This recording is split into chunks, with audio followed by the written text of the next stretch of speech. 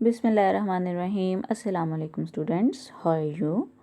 We are discussing the chapter number 4 and that is about the nutrients. Today we'll discuss that what is the process for the breakdown of the proteins. How proteins are broken down into the body of the living organisms. Protein molecules are too large to pass through living cell surface membrane. ठीक है, बहुत बड़ा molecule होता है और जब हम protein diet का इनटेक करते हैं तो हमारी गैस्ट्रो इंटेस्टाइनल ट्रैक्ट के जो मेम्ब्रेन होती है उसकी जो सेल्स हैं उनकी सेल मेम्ब्रेन से इतने लार्ज साइज़ का मॉलिक्यूल जो है वो क्रॉस करके सेल मेम्ब्रेन को कुछ सेल के अंदर एंटर नहीं हो सकता और ब्लड में डिफ्यूज़ नहीं हो सकता. ठीक है, so protein molecules are too large to pass through living cell surface membranes. Proteins must be broken down in the body during digestion for it to be absorbed into the body. अब अगर इस protein जो कि हमने अपनी diet के through अपने food में जिसका इनटेक किया है, if we want that this protein should penetrate and enter into the blood so that it can be provided to every part, every cell of the body. उससे पहले क्या चाहिए फिर? Its digestion is must. अब digestion का process क्या होता है? I told you about this in the class कि digestion कहते हैं कि large size complex और undiffusible molecules की conversion into small size simple and diffusible molecules. So protein के जो molecules हैं they are large, complex and undiffusible. So process होता है डाइजेशन का हमारी बॉडी के अंदर गैस्ट्रो इंटेस्टिनल ट्रैक्ट के अंदर और ये जो कॉम्प्लेक्स लार्ज साइज प्रोटीन के मॉलिक्यूल्स हैं this are converted into small and simple sub units of the proteins so they can be easily absorbed into the blood. इस प्रोसेस को हम कहते हैं कि this is the digestion of the proteins. This is done through a series of hydrolytic reactions. अब इस process के लिए हमारी बॉडी के अंदर बहुत सारे आप कह लो सीरीज़ ऑफ रिएक्शंस होते हैं और वो कौन से रिएक्शंस होते हैं? वो हाइड्रोलिटिक रिएक्शंस होते हैं. और हाइड्रोलिटिक रिएक्शंस कौन से होते हैं? Breaking reactions that occur in the presence of water. वो रिएक्शंस जिसमें कि लार्ज साइज मॉलिक्यूल की ब्रेकडाउन होती है वाटर की प्रेजेंस में, उन रिएक्शंस को हम कहते हैं कि दीज आर हाइड्रोलिटिक रिएक्शंस. अब इन रिएक्शंस को कैटेलाइज करने के लिए हमारी बॉडी के अंदर स्पेसिफिक एंजाइम्स होते हैं और वो एंजाइम्स आपने जो एंजाइम का चैप्टर था उसके अंदर पढ़े हुए हैं.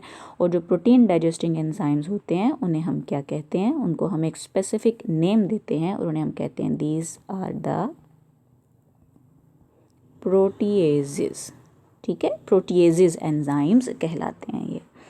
अब प्रोसेस क्या होगा? ये proteins these are hydrolysed into polypeptides and then polypeptides are further hydrolysed into amino acids. और अमाइनो एसिड्स क्या हैं? दीज आर द सब यूनिट्स ऑफ प्रोटीन्स. और ये जो अमाइनो एसिड्स होते हैं ये स्मॉल साइज़ के मॉलिक्यूल्स होते हैं. ठीक है, सिंपल मॉलिक्यूल्स हैं and these can cross the cell membrane. So ये हमारे गैस्ट्रो इंटेस्टिनल ट्रैक्ट से आराम से इजीली सेल्स की मेम्ब्रेन को क्रॉस करके तो ब्लड में ब्लड वेजल्स के अंदर डिफ्यूज़ कर सकते हैं. आप देखो ये जो साइड पे डायग्राम बनी हुई है उसमें क्या लिखा हुआ है? Proteins. These protein molecules are converted into polypeptide chain. ठीक है, इन कॉम्प्लेक्स प्रोटीन के मॉलिक्यूल की ब्रेकडाउन होगी. जो इनका बॉन्ड्स हैं डिफरेंट पॉलीपेप्टाइड चेन्स के दरमियान वो बॉन्ड ब्रेक हो जाता है तो उसके प्रोसेस जो हाइड्रोलिटिक रिएक्शन हो रहा है उसके रिजल्ट में हमें लॉन्ग पॉलीपेप्टाइड चेन्स जो हैं वो सिंपल चेन्स वो हमें हासिल हो जाती हैं. फर्दर जब इन पॉलीपेप्टाइड चेन की ब्रेकडाउन होगी हाइड्रोलिटिक रिएक्शंस के थ्रू तो क्या ये जो लॉन्ग पेप्टाइड चेन है ये वाली, ठीक है, ये स्मॉल पैचेस में फिर डिवाइड हो जाती है. ये ट्राईपेप्टाइड में भी कन्वर्ट हो सकती है, ये डाईपेप्टाइड में भी कन्वर्ट हो सकती है और ये अमाइनो एसिड्स में कम्प्लीटली ब्रेकडाउन होकर तो ये अमाइनो एसिड्स में भी कन्वर्ट हो सकती है. ठीक है, ये हम कहते हैं कि ये प्रोटीन के मॉलिक्यूल्स हमारे सिंप्लीफाई हो गए हैं and after simplification these can easily absorbed into the blood. फिर ब्लड में ये सर्कुलेट करते हैं पूरी बॉडी में, तमाम टिश्यूज़ में, ईच एंड एवरी सेल तक ये पहुंच जाते हैं and every cell absorb these amino acids dipeptides और फिर उनको अपनी अपनी नीड के मुताबिक यूटिलाइज करते हैं इस प्रोटीन को। So this is about the breakdown of the proteins. What are the functions of proteins inside our body, inside the body of the living organism? The most important function of the protein is that this is involved in the synthesis of new protoplasm. ठीक है, जो हमारी body जो matter है living body का उसको हम कहते हैं दैट इज़ द प्रोटोप्लाज्म, और न्यू प्रोटोप्लाज्म की फॉर्मेशन में प्रोटीन के मॉलिक्यूल जो हैं ये यूटिलाइज होते हैं। इसका मतलब है कि अगर लिविंग ऑर्गेनिजम्स की बॉडी ग्रो कर रही है, साइज़ इंक्रीज़ हो रहा है, ठीक है, बड़े हो रहे हैं वो, या बॉडी के अंदर कोई डैमेज हो गया है तो उसकी रिपेयरिंग हो रही है, हीलिंग हो रही है, तो उस हीलिंग के प्रोसेस में भी न्यू प्रोटोप्लाज्म इज़ रिक्वायर्ड। ठीक है, सो न्यू प्रोटोप्लाज्म की फॉर्मेशन में, न्यू प्रोटोप्लाज्म की सिंथेसिस में प्रोटीन जो हैं ये यूटिलाइज होती हैं और ये बहुत इंपॉर्टेंट रोल प्ले करती हैं। So for the process of growth, for the process of repair, for the process of healing, ये जो प्रोटीन्स होती हैं these are required in the body of the living organisms. Synthesis of enzymes and some other hormones. अब हमने enzyme के chapter में पढ़ा था कि enzymes are proteinous in nature. ठीक है, तो अगर हमारी बॉडी ने, हमारे सेल्स ने एंजाइम्स को सिंथेसाइज करना है, एंजाइम्स बनाने हैं, एंजाइम रिक्वायर्ड हैं, तो डेफिनेटली फिर हमें प्रोटीन के जो सब यूनिट्स हैं वो रिक्वायर्ड होंगे।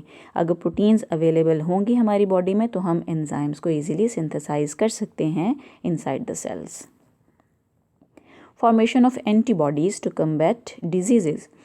जब कोई जर्म हमारी बॉडी में एंटर होता है तो हमारा जो डिफेंसिव मैकेनिज़्म है हमारी बॉडी का, इम्यूनिटी जो है, ठीक है, उसमें हमारे वाइट ब्लड सेल्स जो हैं वो स्टिमुलेट होते हैं और वो सर्टन बॉडीज़ प्रोड्यूस करते हैं इन जर्म्स के अगेंस्ट, जो कि इनसे फाइट करती हैं। ये हमारी आर्मी होती है, एंटीबॉडीज़ जो होती हैं। Antibodies are produced by the white blood cells, और एंटीबॉडीज़ की अगर आप नेचर को देखें तो these are protein in nature. ठीक है, सो अगर वाइट ब्लड सेल्स ने एंटीबॉडीज़ प्रोड्यूस करनी है तो दे रिक्वायर प्रोटीन। अब प्रोटीन के मॉलिक्यूल सिंपल जो हैं, सिंपल प्रोटीन, अमाइनो एसिड्स वगैरह अवेलेबल होंगे सेल्स को तो they can synthesise, they can form the antibodies. So for the formation of antibodies to combat disease को कंट्रोल करने के लिए, डिजीज़ के साथ फाइट करने के लिए एंटीबॉडीज़ की फॉर्मेशन में प्रोटीन्स जो हैं ये बहुत इंपॉर्टेंट रोल प्ले करती हैं। अब हमारी बॉडी को अगर प्रोटीन सफिशेंट अमाउंट में अवेलेबल नहीं हो तो हमारी बॉडी में डेफिशिएंसी हो जाएगी और डिफरेंट डिजीज़ जो हैं वो डेवलप हो जाती हैं because of the deficiency of the proteins. अब ये जो डिजीज़ अक्कर होती हैं, या आप कह लो कि बॉडी में डेफिशिएंसी सिम्टम्स अपीयर होती हैं, उनमें से एक बहुत इम्पॉर्टेंट है, उसको हम कहते हैं क्वैशयोर्कर। ठीक है, डिज़ीज़ क्या कहलाती है? ये क्वैशयोर्कर डिज़ीज़ कहलाती है। और क्या होती हैं इसके सिम्टम्स के स्टमक स्वोलन हो जाता है, स्वेल कर जाता है, और स्केली और क्रैक्ड स्किन्स हो जाती हैं। ठीक है, और डेफिनेटली जब प्रोटीन की डेफिशिएंसी होगी तो बॉडी के अंदर मेटाबॉलिज्म जो है वो डिस्टर्ब हो जाएगा बिकॉज एंजाइम्स नहीं फॉर्म हो सकेंगे प्रॉपरली, ग्रोथ प्रॉपर नहीं होगी क्योंकि न्यू प्रोटोप्लाज्म बनाने के लिए प्रोटीन्स आर रिक्वायर्ड, और बॉडी में एंटीबॉडीज़ भी नहीं बनेंगी। सो डिजीज़ के अगेंस्ट जो इम्यूनिटी होती है डेफिनेटली वो भी कम हो जाएगी बहुत ज़्यादा। ठीक है, हम प्रोटीन जो है वो कहाँ से ले सकते हैं? हमारी कौन कौन सी फूड में, डाइट के कौन कौन सी ऐसी फूड है जिसमें कि हमें प्रोटीन जो है वो मिल सकती है अगर हम उस फूड को कंज्यूम करें? Proteins can be found in both animal and plant foods, दोनों यानी सोर्सेज हैं। हम एनिमल्स की फूड, एनिमल्स रिसोर्स से भी प्रोटीन हासिल कर सकते हैं, और प्लांट्स को भी, कुछ प्लांट्स भी ऐसे हैं कि अगर हम उन्हें कंज्यूम करें तो हमें प्रोटीन सफिशेंट अमाउंट में मिल जाएगी। एनिमल्स में अगर हम देखें, milk, eggs, seafood and meat such as chicken हो गया एंड लीन बीफ हो गया, these are some animal foods which are rich in the proteins. Plant foods rich in proteins include soyabeans, nuts, grains and vegetables such as French beans.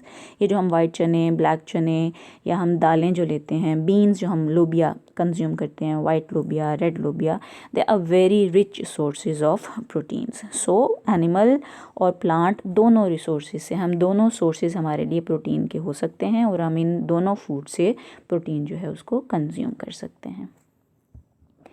अच्छा जी, chapter हमारा finish हो गया है, ठीक है। और इस चैप्टर की अगर हम समरी को देखें, समराइज़ कर लेते हैं इसको जल्दी से। न्यूट्रिएंट्स जो हैं, न्यूट्रिएंट्स ऑर्गेनिक न्यूट्रिएंट्स भी हो सकते हैं और इनऑर्गेनिक न्यूट्रिएंट्स भी हो सकते हैं, ठीक है। इनऑर्गेनिक न्यूट्रिएंट्स में देखें तो वाटर आते हैं और साथ में इसके मिनरल्स भी आते हैं हमारे, ठीक है। वाटर एंड मिनरल्स, ये हो गए हमारे इनऑर्गेनिक न्यूट्रिएंट्स। ऑर्गेनिक न्यूट्रिएंट्स में अगर हम देखें तो फैट्स, कार्बोहाइड्रेट्स एंड प्रोटीन्स। सबसे पहले हम देखते हैं कार्बोहाइड्रेट्स को। कार्बोहाइड्रेट्स मोनोसैकेराइड्स भी हो सकते हैं, डाइसैकेराइड्स भी, and these can be polysaccharide also. Monosaccharides की एग्जांपल्स क्या क्या हैं? Fructose, galactose and glucose, and in disaccharide include maltose, sucrose and lactose. These are all reducing sugars except sucrose, ठीक है। सुक्रोज के अलावा बाकी तमाम जो हमने अभी नेम रीड किए हैं, जो एग्जांपल्स हमने स्टडी किए हैं मोनोसैकेराइड और डाइसैकेराइड्स की, they are all reducing sugars and the reducing sugars can be identified with the Benedict test. और बेनेडिक्ट टेस्ट में क्या होता है कि जब हम बेनेडिक्ट सॉल्यूशन को इन जो शुगर के मॉलिक्यूल्स हैं जो कि रिड्यूसिंग शुगर्स हैं, अगर हम उनमें ऐड करेंगे तो ब्रिक रेड प्रेसिपिटेट्स जो हैं वो अपीयर होते हैं और ये कंफर्म करते हैं the presence of the reducing sugars, ठीक है। पॉलीसैकेराइड जो है ये लार्ज साइज कार्बोहाइड्रेट्स हैं और इनकी एग्जांपल्स में है सेलुलोज, ग्लाइकोजन एंड स्टार्च। और इन तीनों को हम कैसे आइडेंटिफाई कर सकते हैं? With the help of the iodine test, ठीक हो गया। और आयोडीन टेस्ट में अगर हम देखें तो स्टार्च जो है ये ब्लू ब्लैक कलर देता है विद द आयोडीन, ग्लाइकोजन जो होता है ये रेड कलर देता है और सेलुलोज जो है ये कोई कलर नहीं चेंज करता, ठीक है। सो आयोडीन टेस्ट हम यूज़ करते हैं to identify the polysaccharides. The second organic nutrient is the fat. Fat को अगर हम देखें तो अगर फैट को हम ब्रेक करें, इसकी ब्रेक डाउन हो, हाइड्रोलिसिस हो जाए इसकी, तो उससे ग्लिसरॉल और 3 फैटी एसिड के मॉलिक्यूल जो हैं ये प्रोड्यूस होते हैं, ठीक है। And for the identification of the fats we use the ethanol emulsion test और उसके रिजल्ट में क्लाउडी वाइट इमल्शन प्रोड्यूस होता है अगर तो फैट्स प्रेजेंट हैं, और अगर फैट्स प्रेजेंट नहीं हैं तो there is no formation of the cloudy white emulsion. The next one nutrient is the protein.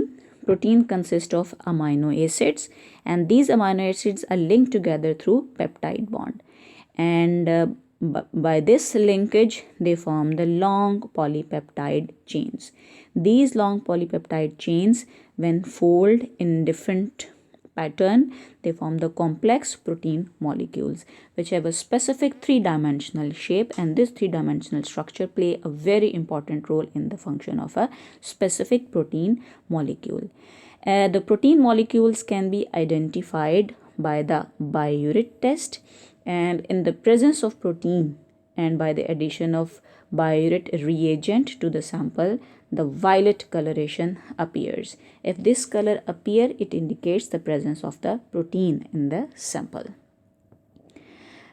This is the summary of our chapter, and inshallah next time we'll do some more activity related to this chapter. Allah Hafiz.